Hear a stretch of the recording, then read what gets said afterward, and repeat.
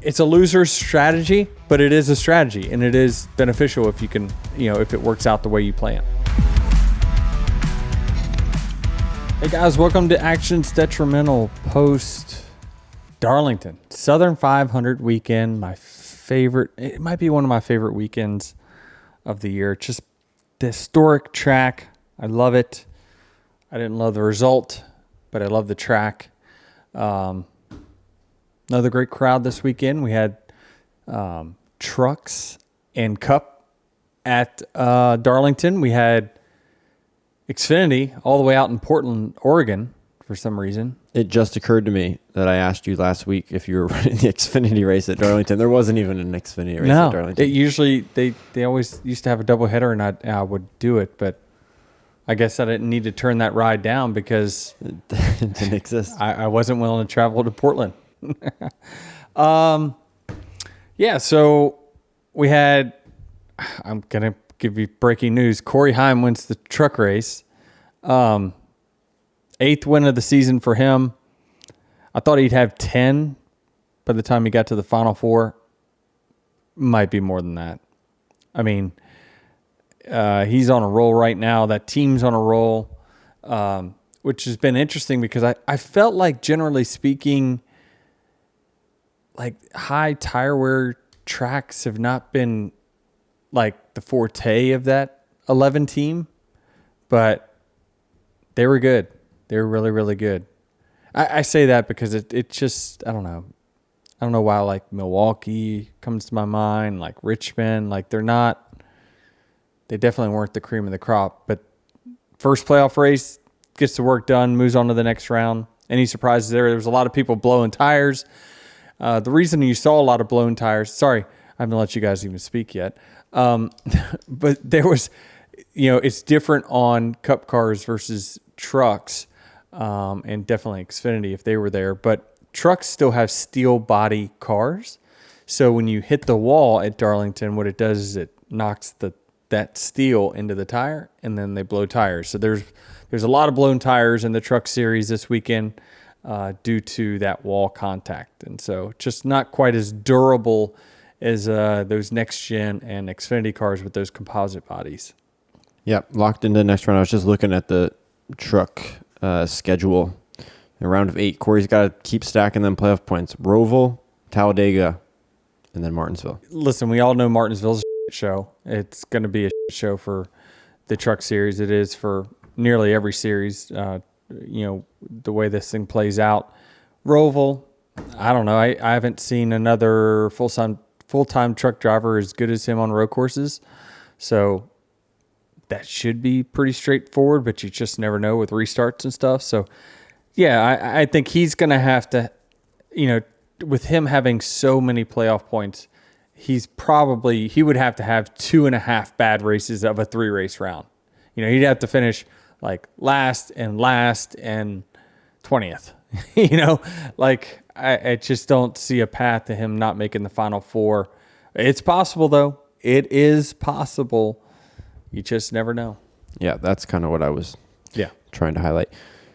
I guess since we're on the racing stuff, we might as well keep it on that. You want to talk Cup Series here first? What about Xfinity? Connor Zilisch. Not a whole lot of surprises. Go look at the Xfinity, NASCAR's website, the Xfinity schedule, and Connor Zilich's face. He's won 7 of the last 8. He's on a roll. Yeah. It's wild. It is wild. You've forgotten about the Justin Allgaiers and whatnot, right?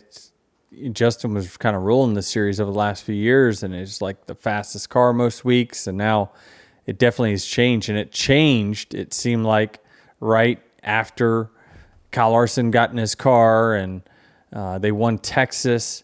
From that point, whether Connor just was able to look at things from an outside perspective, maybe learn something from someone else driving his car, of his style versus what Connor's style is. Maybe he learned something there, but it seemed like whatever it is, has clicked for him on the ovals. He's had the dominance on the road courses, but the ovals itself,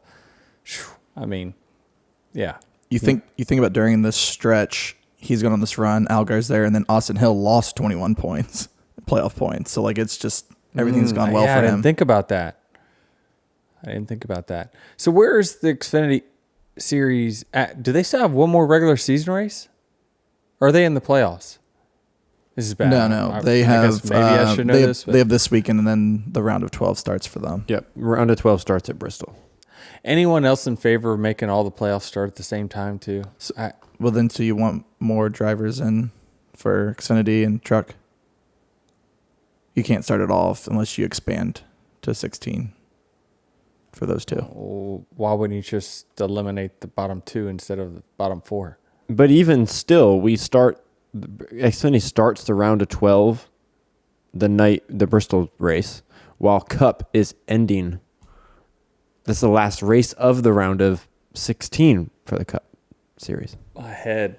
The entry for fans to watch the playoffs is so confusing. It is. Is this more confusing, or Jared, you in that courtroom for 3 hours on Thursday? This actually, Wow. because hey, not to break it to you, but Cup or trucks now have a round of 10 where they cut off 2 to go to a round of 8, geez, I didn't and know. then cut off. Do they 4. really? Yeah, I thought it was a typo. I'm looking at the NASCAR schedule. I thought it was a typo. Playoffs round of 10 started at Darlington. Round of 8 Son begins of a gun. at the Okay. Roval. I don't know. All right. There's a rhyme or reason. It just, we don't know it. Okay. So Zilisch wins. It was very controversial in the way he won it. Jared, have you seen the replay? I got it pulled up here. Yeah. So I guess the uproar is that they feel he didn't even attempt to make the first corner. He had it in his mind the entire time that I'm just going to go ahead and blow this, run that chicane, and see where I net out. So that does 2 things for him. One, they figure that, well, it's really not that big of a time loss. And 2, it would be, well, now I'm going to avoid the corner where the incidents happen the most often. So you take yourself out of the opportunity of getting wrecked. What do you see? This looks crazy. Because it is. And this is where, I'm going to give my opinion on this. And Connor embraced it. He's like, don't hate the player, man. Well, he did it once prior, and NASCAR Right. said it was clean. So he just got faster at doing it the next time. And from what I understand is that Xfinity teams were practicing running that chicane during practice. They were planning on blowing turn 1 because the net time loss was not substantial. And especially if you're bottled up on a restart, it was actually a gain. So if you blow the chicane, where obviously you weren't in the driver's meeting, but if you blow the chicane, there's no stop and start. What's the rule here? In retrospect, that probably should be the case. However, no, it was, you just got to weave your way through those white barriers. I know Jared's looking at this like, you can't believe what you're seeing, Well, right? now I'm seeing, I can't pick out whose car this is, but there's 3 cars that are coming from the back of the field that don't even bother running the corner, and they just are weaving in and out of So these. I traveled with Ty Gibbs to Darlington this weekend. He's like, oh, yeah, Portland. That front chicane, he says, when it was raining and I ran there, he says, I had it in my mind the whole time. I'm just going dead straight. Into a turn 1 like that, and more than likely in the rain, there's going to be spins and wrecks. He's like, I started 26th, and he says, I came out of that chicane almost in the top 5. He did. He said when he ran it, he's like, I just said in my mind that that's the better way. Not the actual racetrack. And so he said, yeah, I could see why he did that. I did that years ago, and it worked out well. So it's just, it's poor planning. Well, do they not run like sims about like how the time? And apparently not. Apparently not. But kudos to them to do it. Like, there was a discussion, I guess the argument is that and I can't remember the whole Ross Chastain thing, but I have seen it on social media. When he did it at Indy, NASCAR penalized him. And I think by the letter of the law that they said, he did it correctly. But he did the same thing. He said, screw this. I ain't taking turn one and getting wrist wrecked and all the bottleneck and get damaged. I'm just going dead straight. I'm going to take this alternative route, and wherever I come out, I come out.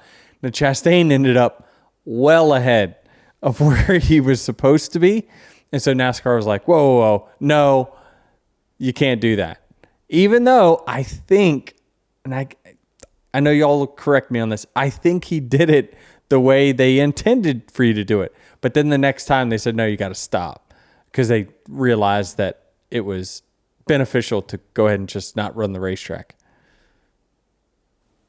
It's wild, right? It's wild. This is the 15th time I've watched this. Also, replay. some of these cars didn't even go around like the barriers. Travis, what's wrong with your voice? It's slightly gone. It's actually better. You heard the voice Sunday. I did. I got a FaceTime from Charlie and Travis. They were coming home from the Ohio State game. Man, you love doing the horns down, don't you? Yeah. You just... Well, because it's But those are good people. Oh, fantastic. Had the ones that were around. Did you have good interactions with them again? Had two behind me. They were nice people. I didn't do horns down into their face or anything. Is it just a social media thing? Yeah, because it's just like you throw the horns down. Like they, it's like I think it's like a penalty if a player does it in the SEC. Really? Yeah. Oh, well, not to get off subject, but we are off subject. How was it? How's the game? It was good. Charlie and I didn't sit together, and I think it was probably good. You didn't? No, I went with ticket with the friend, and Charlie was lower. Around Sebastian. Was he with Nate? Yeah, and so I don't know if how I watch games would have been suitable for. Well, he would have had the phone on you 24/7. Charlie is like damn TMZ. I know. I watch him like I can't get in a f***ing elevator without Charlie shooting a video. I know. Well, first he makes up, fake news stats about me on Hoop Group Instagram that are not true. By the way, I was not 2 for 10. I was like 3 for 7 or 6. Like I did my part. Yeah, he tries to make me look bad. I don't know if it makes him feel better or not. But then he does the same thing to you in our group chat. It's like sends videos of your worst moments or your worst looks. But I mean, so you're upset about the Hoop Group though? Well, I mean, yeah, because I know he's, I don't know who he thinks he's fooling, but he ain't gonna lie straight to my face. We're gonna let that go. But no, it was a fun trip. Nate and Charlie apparently are wimps and didn't want to go out Saturday night. After the game, they didn't want to go out? We had some drinks at the Blackwell, which is a hotel right outside the stadium. Well, Nate didn't have any. Charlie had one. Then went back to the hotel. I think they napped. I met a friend, went out to the bars. They were wimps. You didn't see Will Howard, did you? I did see Will Howard on Friday. Did you say, do you remember me? I didn't talk to him, no. It's going to leave him alone. He would only recognize that raspy voice, the post-beer voice. I was relatively sober when I saw him, so I don't think he'd recognize me. Yeah. Different guy. Yeah. But it was a good trip. Well, that's cool. I hate I missed it. Gosh, dang it. I had FOMO seriously bad, but I was working in Darlington. Internet service was amazing. Could pull up. I could stream the game. I was trying to find something. I was trying to figure out a stat or something. What is it with our tracks that you cannot freaking use your phone? They've got to have things spread out through. Like High State has modems or whatever throughout the stands. Wow.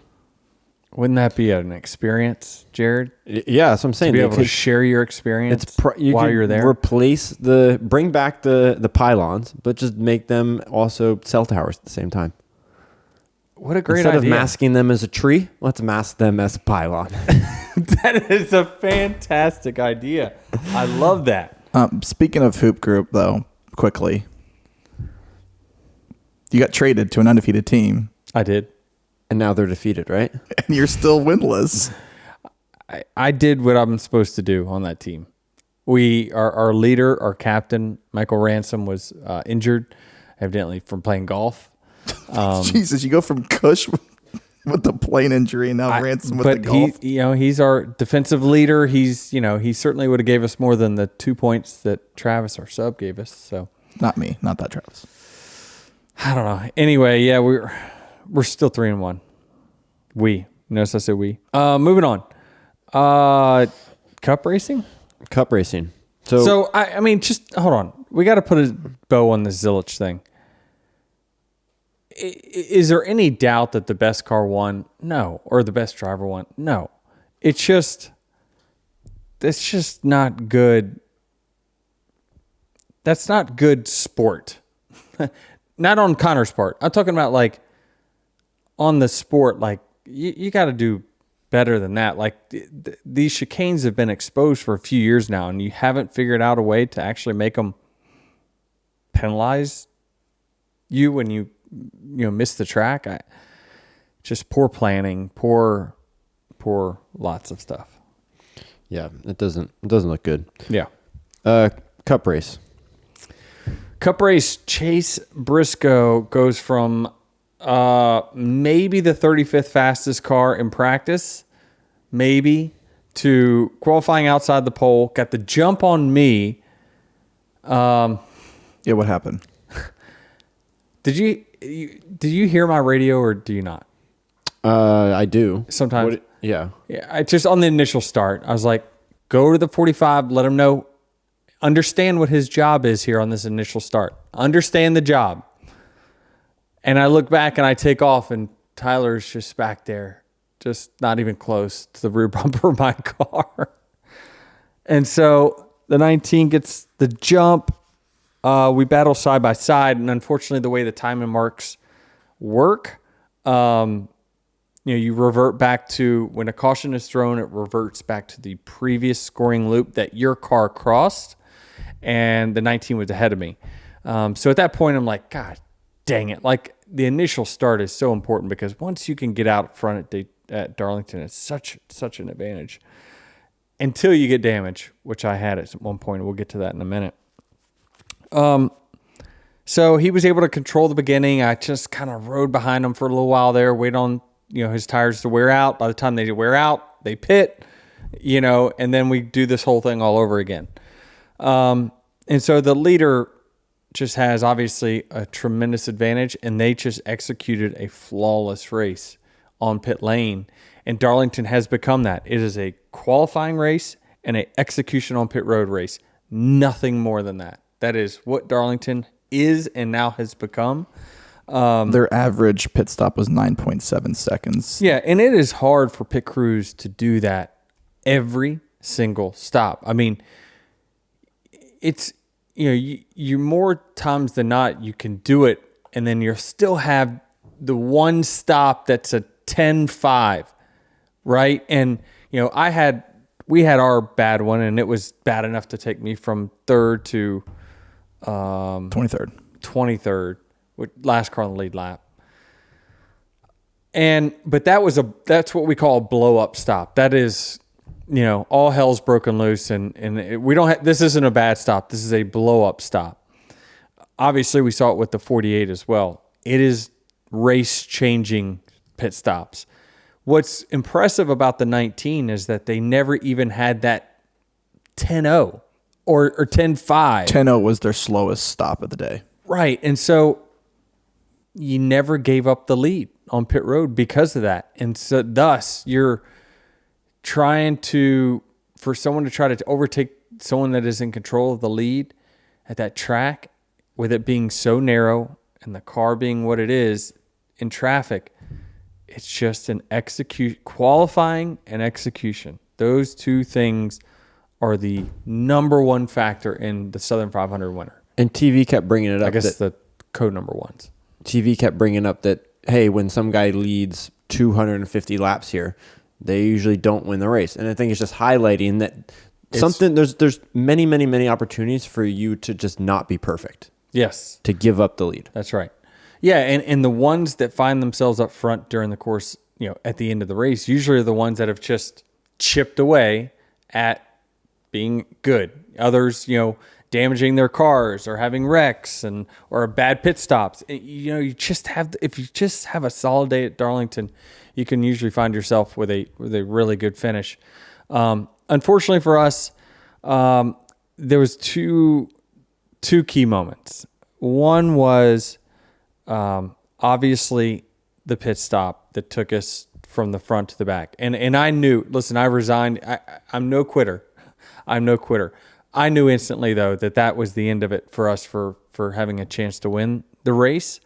But let me go back a little bit. So before that, the restart where I actually took the lead, Tyler Reddick did do his job well on that restart, but almost too well. So if you look, did they show it well on TV? Me and Briscoe hit Yes. They hard. did later Yes, in a yes. replay. Yeah. We hit hard, wheel to wheel, and it bent the damn toe link pretty good. My wheel kind of went from, I usually like running it, my straight up mark, if straight up is 12, I usually like for my line to be at 11. It moved itself to 1 o'clock or like 12:30.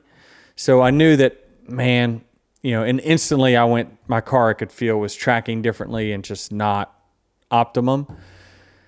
And so that's when I went from, I was leading, Chase passed me back pretty quickly. I realized my car was in trouble. We fell back to, I think third, it might have been fourth where we pitted. Third, I think. Third or fourth. Bubba passed you. And that's when then we had that blow up stop right then. So it was two things right back to back in that short window that derailed the day. And when I got back there in traffic, now again, my car was not optimized simply because I did have some damage. Holy crap, man. You're just trying to pass back there. And I looked and I was like, what's a 24 doing back here? What is the 12 doing back here? Because I was 23rd, but they were 21st, 22nd. I'm like, what in the hell's going on? And then I saw, and we were all just like really bad. And it's that dirty air at that track. I mean, there's just nowhere for the air to escape at Darlington. So it's the air is just so turbulent when you're back there in 20th that your car drives horrendous, worse than any other racetrack that we can go to. And it just took me the rest of the race to march back to the top 10. And I mean, it was a grind. One position here, one there, get me one back on pit lane. It was just such a freaking grind to get back to the top 10. And it took, 100 or 200 laps or something like that to do it. It seems like the strategy helps, though, right? That you can maximize your ability to drive on these old tires or stay out a little longer. Yeah, as long as your car and or the driver can do a good job of maximizing that long run pace.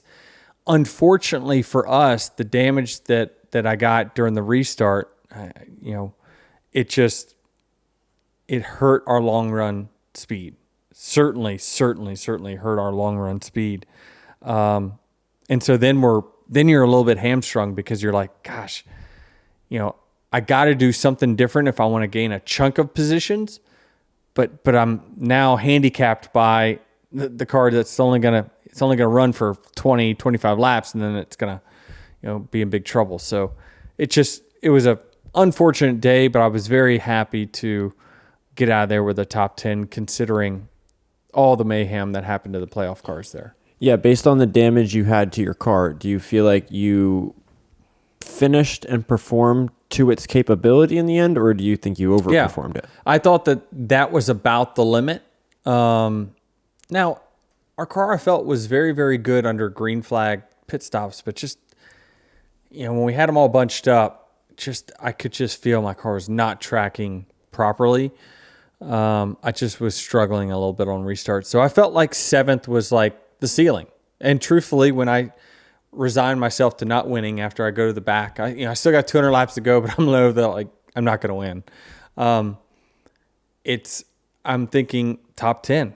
Like, I got 200 laps to gain 13 positions here. That's the new goal. That's where I'm going to try to get back to, and I'm happy we did. I know the answer, but I'm going to ask it anyways. It's another race in recent weeks where the pit crew has messed up massively. Where's your concern level at? I don't have a huge concern because they're capable, right? And other than that one stop, I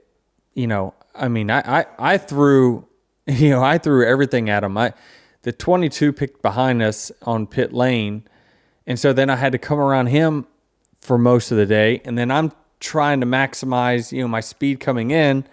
So then I'm sliding up against the left side wall, and I didn't make their jobs very easy. And they still performed really, really well other than that one stop. But that is the difference. And are you going to contend for the win that day or not? And that's just modern day NASCAR. The 22 loves picking behind you, correct? Yeah, it's a strategy. The reason that teams choose to pick behind fast cars is because they think they're not going to run in front of that car all day. That's, I'm not making that up out of thin air. That's what crew chiefs do, is that if you don't feel like you're very good, you pick behind someone you think is good, and therefore you think you'll have an opening out all day long because that guy is going to be gone by the time you finish up your pit stop. And not only that, there's an advantage to being that far down pit road because he doesn't have to accelerate that far before he gets to the end of the timing line. NASCAR 101, teams draft pit box choices after qualifying. After qualifying, exactly right. So as the number one pole sitter, the guy with the fast qualifying, we have the first option of pit road. So we always pick, usually 99% of the tracks, we're picking pit stall 1 because it's a very short distance from your pit stall to the actual mark where they time you and lock you into your position. The advantage of stall 2 is that usually whoever qualifies on the pole is probably going to run pretty well that day. So people are thinking, well, I'm going to pick behind this guy that I know is going to run up front all day, and then I'll get my opening out, and I'm also going to have a short distance to that timing mark. So it's a loser's strategy, but it is a strategy, and it is beneficial if you can, if it works out the way you plan. You were able to get 7th place and kind of disappointing in a way, but when you get out of the car and then see where the other playoff drivers landed and then where you're at in the standings, did that kind of help make things a little better for you? Yes, I suppose so. I hate, leaving points on the table, but there's probably 13 guys saying, damn, I wish my days were better. So you got to put it all in perspective, right? Being in the position I'm in now, 43. I could look at this chart that you spend so much time doing. He doesn't believe in, digital. He likes to write it. That's what I like about you, Trav. You're old school. 43 up, absolutely. I would take that. And what was our discussion before? Would you take? Turns out I would have taken that 3-3-3. Yeah. It was Would you take third in the first stage, third in the second stage? And I know it didn't make sense in my post race. I was so confused. I know. I get it. I delivered. If only you had the context, Trav. I delivered it so poorly. But essentially, we were talking about at the beginning of the day. It's like, okay, now the playoffs start. Now this is a 3-race season, and points matter. So would you take a day where you finish third in each stage and third in the race right now and don't run the race? Or do you roll the dice and say, you know what, I'm gonna have a chance to win, but I could have a chance to have a day like Alex Bowman and finish 31st also? What would you take, Trav? This format, you got to take the 3-3-3, right? No. I think the person that this discussion was with, I think he and Travis are cut from the same cloth. I think Trav is going for the win. I'm going for, if I'm you at Darlington, I'm going for the win. If I'm somebody else. But do you know the percentages are not in your favor? It worked out today. It worked out yesterday to where, once the person who got the lead, they just stranglehold it for the rest of the day. That's a possibility, but there's also a possibility one of your 10 stops is a bad one, and you've just blown that 3-3-3 finish. Yeah, but you're really good at this track. I get it. It's a tough I love throwing out these hypotheticals because it's meant to. Also because it resets. If you told me that the points carry over after the first 3, then it'd be different. I think you're probably right. I think you're right because I think it's the first race. It's not the last race where it's like, all right, we need a good solid day here to move on. Right. You still got 2 more chances, right? So I think you're right. In the hypothetical, you would probably, in my position, you would roll the dice and say, let's just see how this turns out. Because you've got room to give. Right. Yeah, I was gonna ask that. It's like, if you're the 11 car, finishing 7th at Darlington is perfectly fine for you if your strategy is just to move on to the next round. But it's also one of your best tracks, and you gave up a chance at a win. I'm not playing it safe. That was just a hypothetical of, would you take this and get out of here right now, not run the race? And I was like, I have to think about that. But you're right. I want to capitalize on the wins. And obviously this was a great opportunity starting on a pole at my favorite and one of my better tracks, but just didn't work out. You also had clutch issues? Yeah, we've got all kinds of just clutch or shifting stuff that's not been just gremlins that are like rearing its head. I don't know. It's weird. The first few years I've had no issues clutch or shifting or anything like that. And just over the last year, just had some issues. My car popped out of gear quite a few times entering the corner. That was not fun. I don't know if you can answer this, but is this something that other JGR or 2311 cars are dealing with? They are. Yep. So is that more? That's a bigger concern then, if it was, or if it's more? Man, I can't be. There's no way I can be consumed with this shit I can't control. I got too many other things, but that's why I'm trying to be, as very loose in this playoff as possible. Is that I'm just. There's no way I can let every little negative thing that happens in the playoffs, like, take your emotions one way or another too far. I got to be loose and free and just say, you know what? I did the best I could. If the engine blows, the engine blows. Oh, well, there's nothing I could do about that. And that's, I think, the difference between fan who just watches the sport and someone that's actually out there, the mindset and what you have to do versus what a fan goes through. It is. It's hard. Yeah.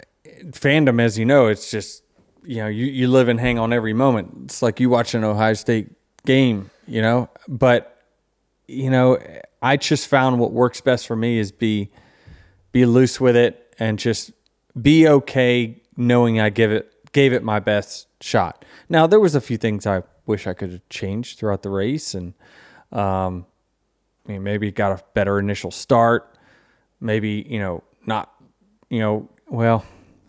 spun my tires on that restart. Then the 45 hits me. I get knocked in the 19, damages the car. But then what does it all matter? If I go back to 23rd, it's over anyway. So who knows? It's all the ifs and buts. But there, like we talked about, there was a lot of teams wishing they could do this race over with. Hey, this is Dale Jr., and for the latest Actions Detrimental gear, go to shop.dirtymomedia.com. We've got plenty of options for you. We're adding new stuff all the time. That's shop.dirtymomedia.com. How does Briscoe go from, as you said, being one of the worst cars in practice to dominating this race like he did?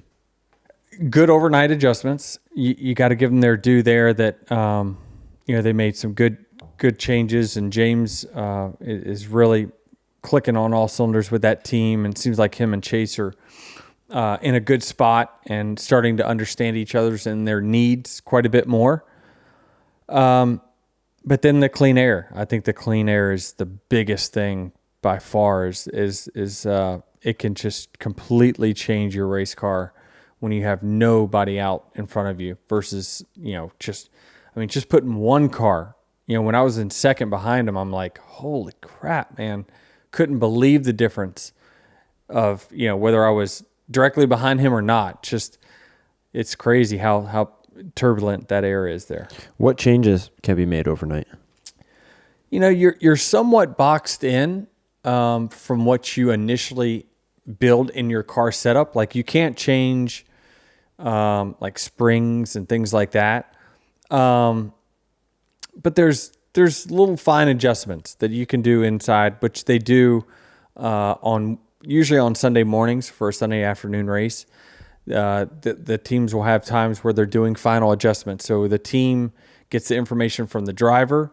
They then, put this in the computer. Okay, we need to fix blank, blank, blank, and blank. And the computer usually spits out these things are what's best to fix that area of track that the driver needs. And then it's up to the team to implement that and change it in the car.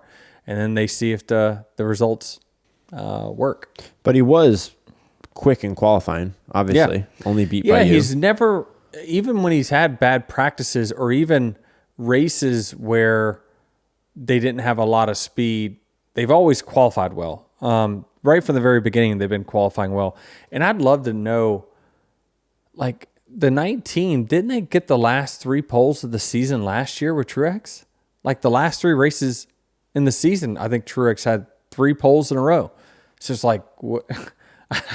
Trust me, folks, I don't know. We do it, but I don't know. They're just qualifying really, really, really well. And it certainly helps. It gives you a big leg up on your weekend when you can go out there and qualify well. You think this car is a threat for the Final Four this year, the 19 team? I do. I think that, they have all the tools available to them. Chase is certainly capable enough. So, yeah, I don't think it's necessarily a sleeper team anymore. I think this is a team that certainly you could look at and say, it's one of the upper echelon. Add it to the top 4 or 5 that have been fastest all year. You could probably add that onto that. But Bubba's making it his charge as well into that conversation of week in, week out performance. Is this the deepest field? I mean, I think we've said that last year, but I just feel like a lot of guys right now are surging forward. It's the most robust field as far as capable teams on speed. I talked about last week, there's 4 or 5 that I thought stood out as being a little faster and better than everyone else. But you've got these surging teams like the 19 and the 23. The Blaney, Larson, William, myself, like we've been fast all year, but you've got these other teams starting to surge now. And so, yeah, I think it deepens the field and certainly makes it a little bit more wide open. And what makes it more wide open than anything is that, these bad days. I mean, now you got Bell only plus 11, Elliott plus 9. SVG lost his entire gap to the playoffs. So he's going to have a tough road to make it. I think he's going to need some guys to have some bad days, which they did, but he didn't have the best day either. Logano -3. Gateway's probably going to be a good track for Penske, so I expect him to run well. It's just very interesting. The Hendrick has not been good at Gateway. Not looking too far forward, but it's do they turn it around? Because a few of their cars, they need it. They missed it this past weekend. I think 17th was their best. Yeah, I just don't know. I know that's what the result says, but if I had to guess, I would say the 5 probably bent a toe link at some point. I can say that because I looked at his right rear quarter panel versus mine. I know I bent mine, and his right rear was worn out far more than what mine was. So, if you have damage, it's the hidden boogeyman that you don't see. Right? My car probably looked fine on TV. The 5 probably looked fine. All it takes is one little solid hit on that wheel. You bend it slightly one way or another, and that car's performance loses a ton of speed. And so we don't even know in the field how many people had damage that you just didn't even see. Byron, I don't know. I think the team kind of conceded they just missed it, right? I didn't, he dominated in the spring. You got to think that they didn't veer off from that too far, but that just shows you the difference between being out front and where he was starting 10th or 11th. He just never was even part of it because how different your car drives back there. So you mentioned how important it is with damage to the wheels, right? But not necessarily to the rest of the car, because Tyler Reddick, we glossed over the Josh Berry incident to start, but Tyler Reddick drove 367 laps with Josh Berry's tire markings on his door. And I think when you watch that replay, you would have thought, ooh, Reddick's probably done here. He's had some significant contact with Berry. If you don't know what you're looking at, yes. Mm-hmm. But when I look at it, I'm looking at it and I see, of course, under caution, all the drivers. By the way, we're trying to find a video monitor because whenever there's a caution, we're trying to see who's in it, how did it start. Like, that's you'll typically see me under caution. If they have an in-car camera on me, I'm looking to the left while I'm on the front straightaway trying to see, rubbernecking, trying to find out what's going on. I looked and the 45 never hit a tire, never hit a wheel. So he was fine. Body, that thing ain't going anywhere. So the only thing that, he had concerns of is when he hit the right rear on the wall. It was such a glancing blow. It wasn't likely to do any damage, but if you hit that hard enough, it'll knock the tail over to the left. Next thing you know, you've got some aerodynamic problems. But when I saw it, all I saw was a hit in the door. Yeah, it gives you a tire mark. It actually looks cool on TV. But he hit no tires, and so there was no concern. I don't think that he had any damage. When you're looking for the monitors in the race, is that because you're just interested in what's happening in the race, or are you also scouting your opponents and maybe what have happened to them? More just looking. You can't gain any advantage. Yeah. By... I mean, we're sitting around there. We're running 50 miles an hour at pace car speed. We're got to do something. So we got to find out how the wreck started, who started it, and who's in it. Just for our curiosity. Do we want to run through the playoff standings now? Talk about a few guys who either had a good night or not a good night at Darlington? Yeah, I mean, the Hendrick guys, obviously, the result was bad. I think they were better than that. I think they're getting the fans are getting a little too overzealous on wow, they performed 17th or worse. They did not. The 9 obviously got caught on his strategy, unfortunately, by that yellow. That hurt him. Larson more than likely had toe link damage, if I had to guess. Byron wasn't good. And then the 48, I don't know. They had that awful pit stop with the hose wasn't plugged in. And but was he any good anyway? He qualified bad to start. Yeah. So So I don't know. Surely it altered the result. Wow, that's like a skipped record there. Surely it changed his result, but I just don't know whether the 48 was really going to be that good anyway. So what did it, if he finished 31st, was he going to finish 25th? I don't know. I need to see his times to see whether he was actually capable of running good speed or not. Yeah, he'd still be double digits below the cut line. That's right. Josh Berry, not a good night for Josh Berry. Was this his second race in a row he wrecked right off the bat, off of turn 2? Then he did it in the spring, if I remember right. Or maybe it wasn't early in the race, but he definitely did the same thing in the spring to where he crashed. Now, in Josh Berry's defense, it's very hard to control a car that bottoms out the way his bottomed out, and you could hear it. Like, it hit hard, and he completely lost control of it. Yeah, it's going to be really hard to save a car that bottoms out as bad as his did. Are you surprised that more cars weren't collected in this? Very. I mean, there was more collected, but you couldn't see them. I didn't realize till watching some of these instant replays after that, there were a bunch of cars in the back that got spun and that, I didn't really see. There was a couple ARCA brake situations where someone was not slowing down very good. But overall, I don't know. It's surprising that more were not caught in this. But Darlington is one of those tracks where typically you have an issue and you go down to the left towards the inside wall. And so that's where he ended up.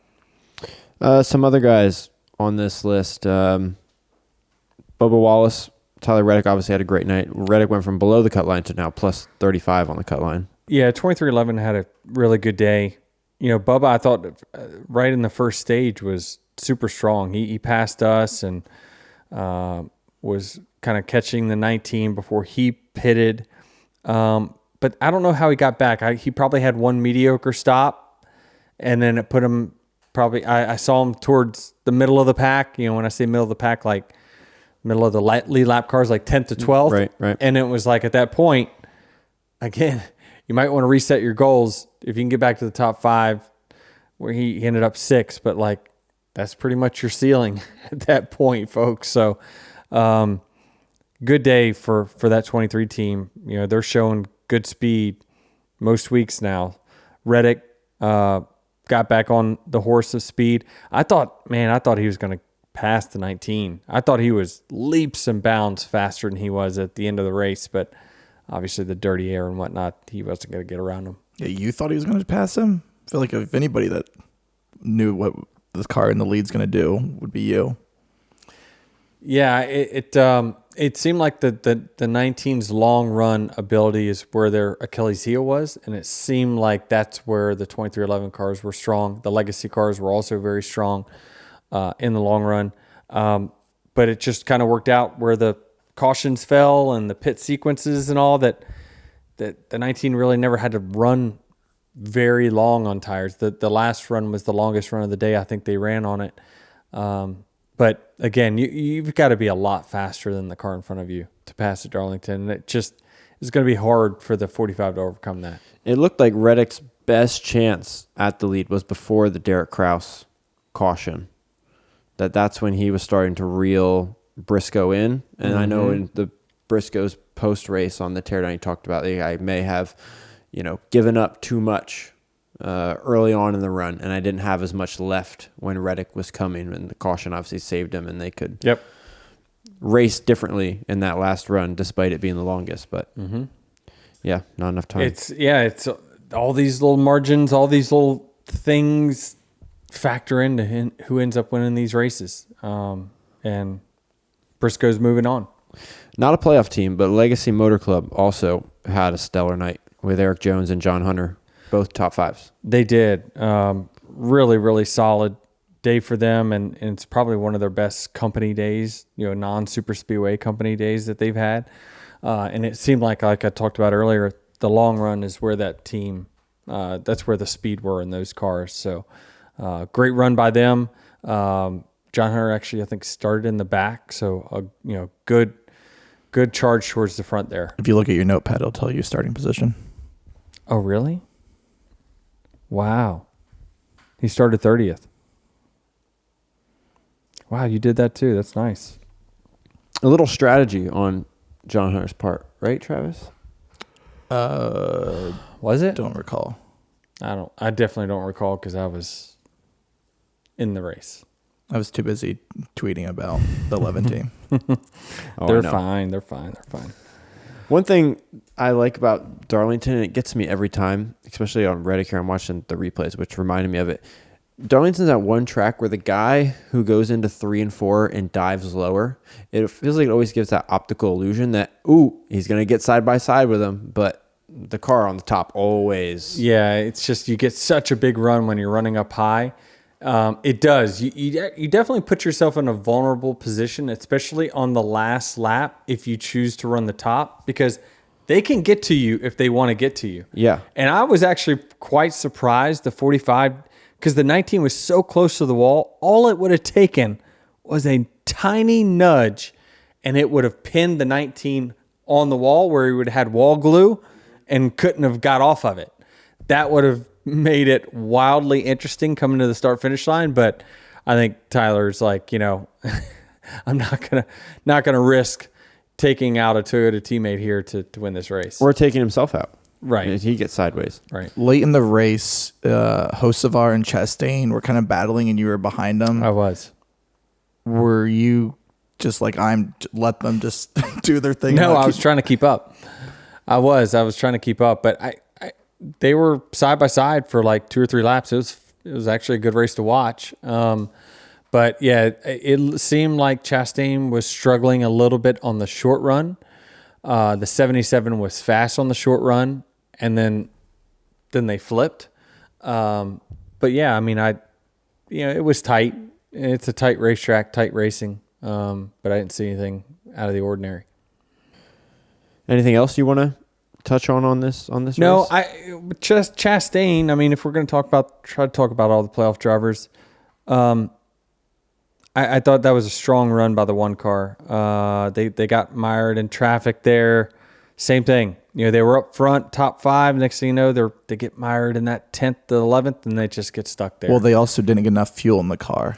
Yeah, I asked him after the race. I got out and asked him, I said, man, were you blowing up? Because I noticed all of a sudden he was going really slow down the straightaways. Because I passed someone for 8th. And then I'm like, all right, I got 15 laps to get Chastain here. He's probably a second and a half in front of me. So I make a hard push. I'm like, I want to get there. And all of a sudden with like 2 laps to go or 3 laps to go, he just starts going really slow down the straightaway. I'm like, oh, shit, he's blowing up. I'm going to get this spot. But I talked to him after and he said, yeah, just didn't get quite enough fuel in the car. Luckily they made it because that could have been, I mean, he's plus 21 now. I mean, you could have lost, I think he finished 10th or 11th. I should know this because it's in front of me, right? He finished 11th. He could have lost 15 spots had he had to pit for fuel very easily. Next thing you know, he's now right on the cut line. So Logano, Dillon, Bowman, Barry currently below the cut line. Any movers? Anyone going to get above that cut line coming out of Gateway? I think Logano does. I mean, Barry's part of the same family of Penske that have been very good at that flat track. Bowman at 19, I don't know. You're going to have to show me more speed, and certainly I just feel like it's not a great track for Hendrick. Now, again, this team is not just sitting around saying, oh, darn, this is one of our crappy tracks. I hope we do well. They're working hard on it.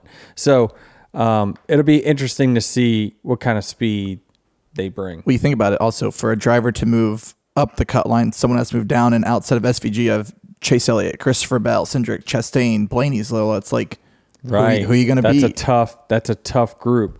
The Hendrick, Bell, Elliott is one that you think that, okay, there's 3 of the top 10. Yeah. If you're just kind of playing the race out naturally, maybe you can take advantage of SVG here at this track, but I mean, you have to do it by a lot. Yeah. And then overtake Logano while you're at it.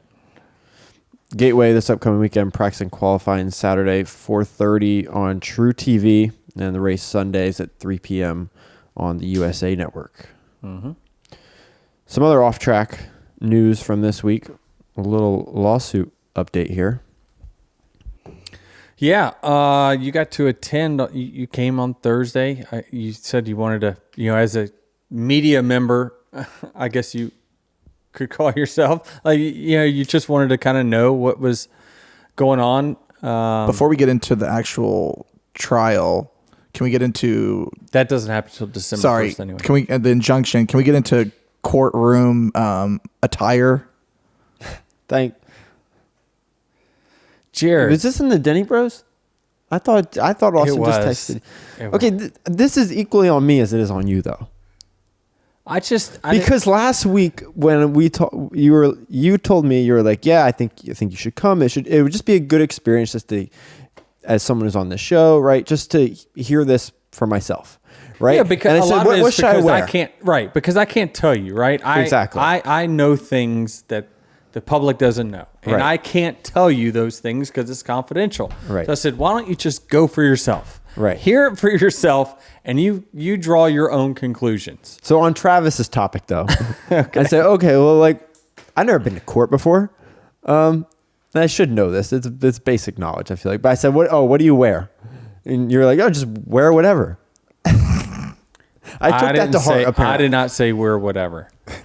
I never said that. Jared dressed like he's going to Billy Bob's. He was. You were a little... you had the Canadian tuxedo basically on. Yeah, it wasn't great. I'm glad that Austin picked picked me up, and I opened up his passenger door, and he's wearing, a suit more or less, and I'm like, I think I gotta go change.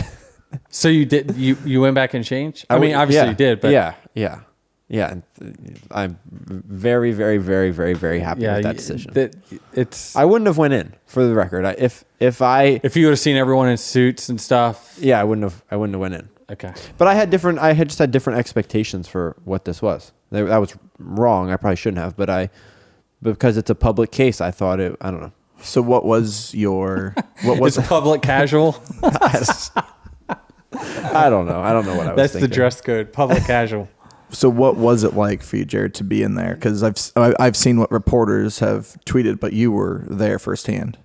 Yeah, it was just interesting to hear both sides, and honestly, when each side is speaking, the lawyers are very good at this, obviously. But when each side is speaking, you can easily find yourself on both sides of this. When Jeffrey Kessler is talking, I'm like, okay, wow, Kessler's got a great argument here. This sounds really sound.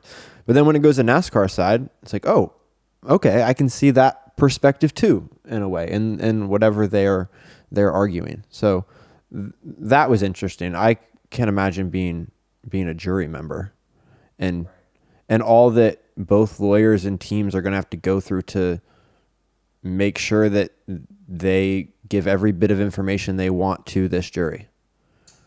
Yeah, it was, there was obviously some public, things that became public on both sides.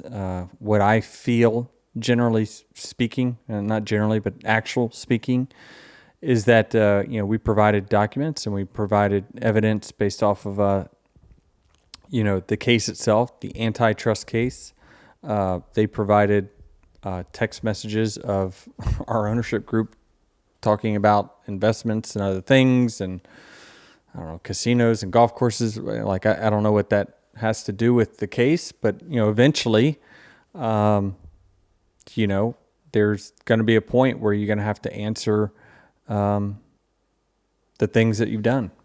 Yes, a few things that stood out, and Matt Weaver posted these as well.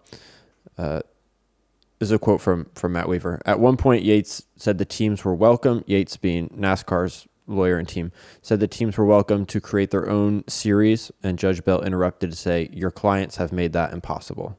Yeah, what he's saying there, I'm not going to talk a ton about it, but yeah, that's essentially what we've said this whole time, is that through restrictions and whatnot, and strategic thinking on their end, that they've made any competitive series impossible to start. Yeah, and be successful. An additional point here that Weaver had reported was that NASCAR document stated that the collective teams asked for $720 million, what the document characterized as a third of industry revenue. Kessler said the initial counter was for $450 million, and that NASCAR ultimately gave the teams that signed $430 million.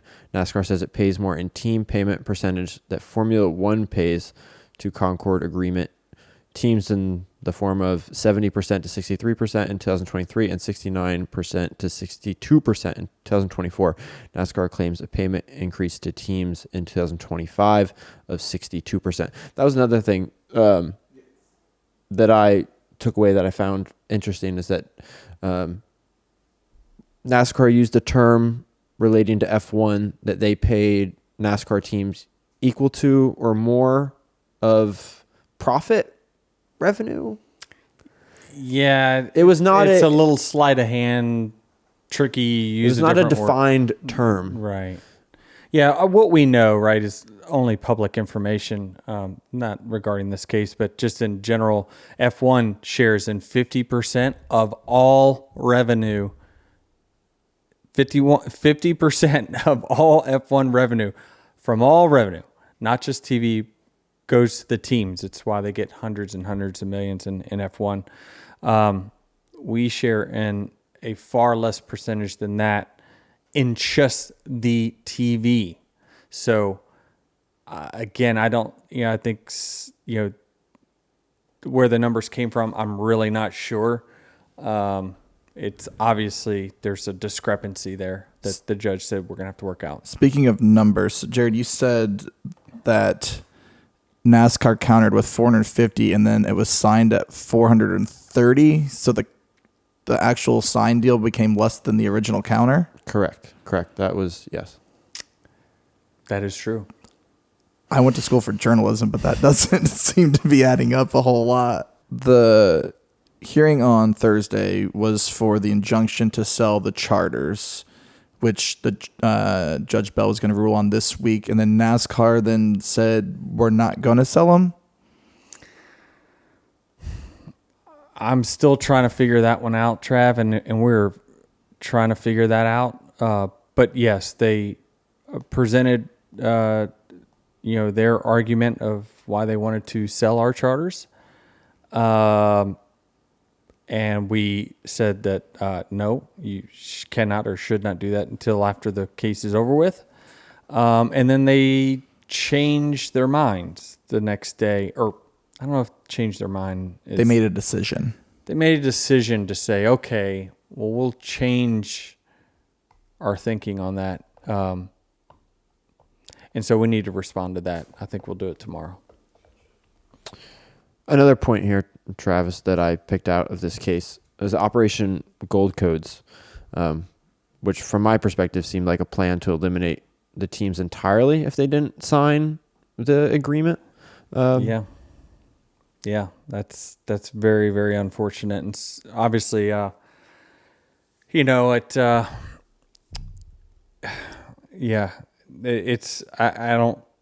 know how to explain it, but it's not good. And it's certainly, something that was unfortunate to see. That's all I can really say about it. It's just, yeah. So bad deal. Your team files, you just said a response possibly tomorrow, and then Judge Bell said that he was going to rule on this sometime later in this week. After that, what is the next step in this process? I'd have to look at the schedule, but I don't know truthfully. I'd have to kind of look, but I'm sure there's other motions, there's summary judgments, there's counterclaims, things like that they'll all be, they'll start to be decisions made. Basically the whole discrepancy of if they say they're paying us more than F1 and we say no, you're not. You have to usually try to work that out to where it becomes factual before the actual case. So you're not arguing it in the middle of, because there's no time to really you got to do the work now to figure out what is actual factual and what is not. That way you can go into the case with facts, not just whatever you say. Is the jury and both sides are held to that, both sides are held to that standard of like, we're going to have to come to facts, not just, hearsay at this point. Ahead of the trial. Right. Yeah, that's to make it easier for neither side can present opinions. That's right. Yeah. That was an interesting takeaway that I had sitting in the audience and listening, is that I'm listening to this with a somewhat of a knowledge of NASCAR and auto racing and different series and what's not. And, things are being said, whereas if a jury is listening to this who doesn't have a knowledge of auto racing and the different leagues and whatnot, are they going to be able to understand what's being discussed as well as I am? I think the difference is that each side only had 20, 30 minutes to present. Here's where we think our facts are. Here, the other side says, no, this is where our facts are. And then the judge makes a decision, right? So you only got 20, 30 minutes to do it. But when we go to the actual trial, we've got a few weeks. So you can slow things down and break it down quite a bit more. And I think there was maybe 6 total documents we had. That's all you can do in that amount of time. There's much more that when you have more time, you've got time to explain things more and present more evidence, but it just takes, you're restricted by essentially kind of the schedule that the court gives you because they can't be in there all day, right? They got lots of other stuff to do, and so it's just part of the process. You've got so many things that you have to do during your week. You're an owner and driver and kids and everything. How do you not let this consume you? Because this is a big thing. It is a big thing, no doubt about it. But I don't know. I've always done this, right? The first time I got on track after we were in court on Thursday was practice and qualifying, and look how that turned out. I have a different switch. I've always had a different switch that can turn on and turn off when I need it. And when it comes to the weekends and I've got to be a race car driver for that 11 team, that is my focus. It's probably your sanctuary where once you put the helmet on, no one's talking to you. Absolutely. No question about it. I enjoy being at the track in that mode of like, well, this is all I've done for the last 21 years, right? It is NASCAR racing. So now I know my process, know what I got to do. I know how to prepare. This is my time. Now, during the week, all hell breaks loose, but it does for everyone. I know how to turn that switch on when I get to the track. I got a kick out of Mike Ford on Saturday. Your pole winner for the Southern 500, Denny Hamlin, because why wouldn't he be? Yeah, right. Yeah.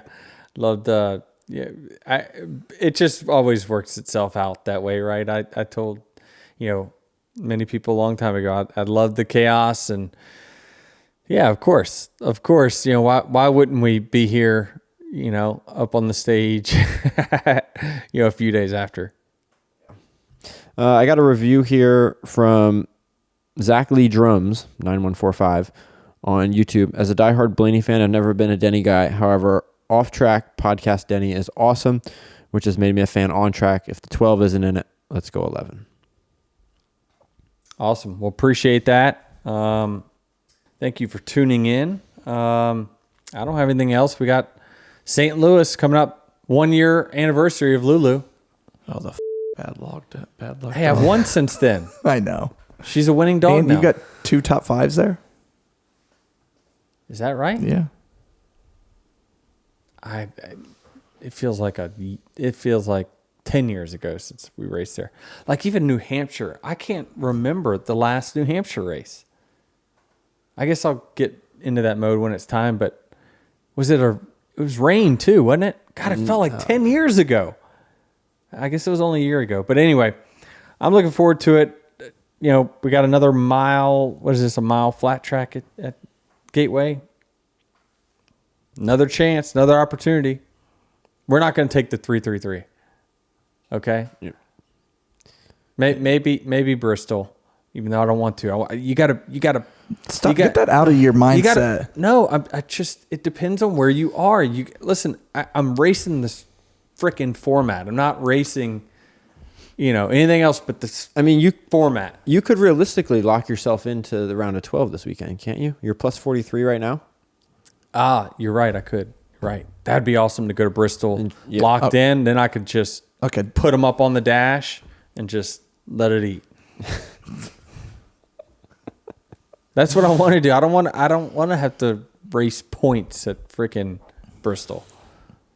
Anyway. Well, good stuff. Yeah, we'll appreciate y'all tuning in. We will see you after St. Louis.